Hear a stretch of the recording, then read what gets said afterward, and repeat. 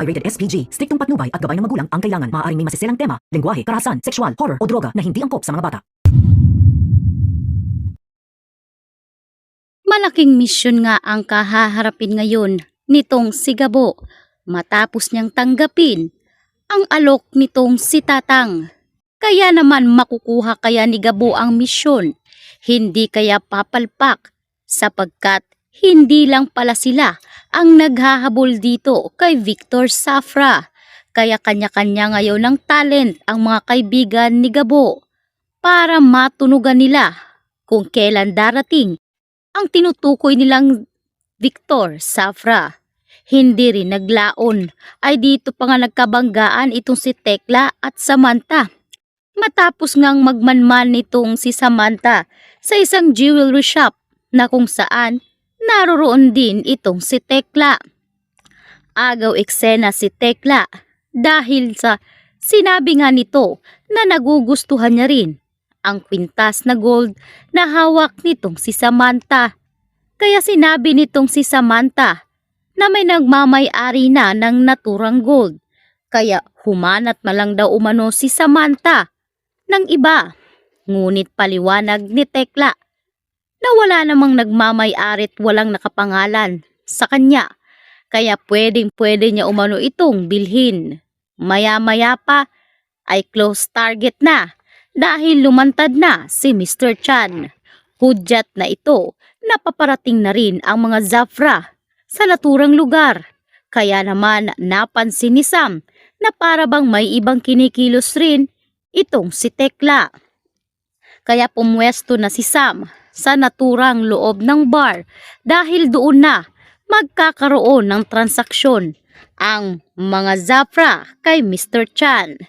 Ngunit sa kasamaang palad sa pagmamadali nga nitong si Samantha ay hindi niya napansin itong si Gabo. Naitulak niya kaya naman tumilapon ang binata. Nakipagsiksikan kasi itong si Sam sa maraming nagsasayawang kababaihan para lang masilip kung ano na ang ginagawa ni Mr. Chan at ng mga Zafra. Ngunit hindi pa nga umiinit ang eksena ay talaga namang nagulat itong si Sam nang makita niya si Gabo roon. Kayaan niya nitong si Sam na sinusundan nga ba siya ng binata. Anya rin ni Sam na paulit-ulit na lamang silang nagkukrus ng landas at hindi niya pa napapatawad ang binata sa una nilang pagkikita. Kaya naman nagkainitan si Sam at Gabo. Muntik nang suntukin nitong si Sam si Gabo.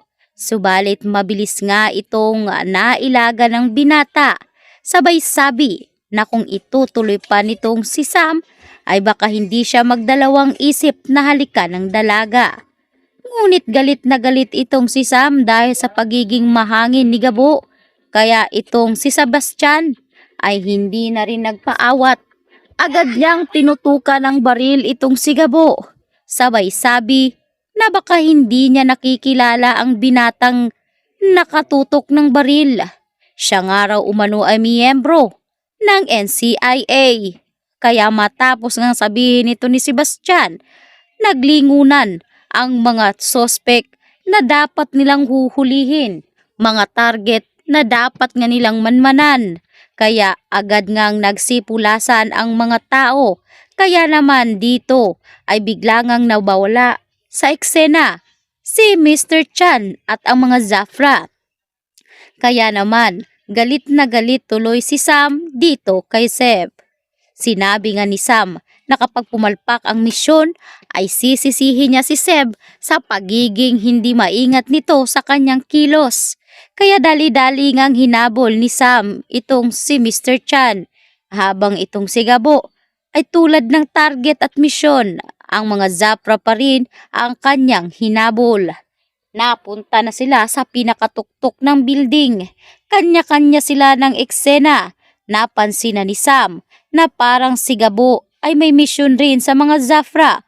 Kaya imbis maging kalaban sila sa mga oras na iyon, ay nagkampihan muna ang dalawa para sa iisang misyon. Subalit, sino kaya kay Sam at Gabo ang makakahuli kay Victor Zafra.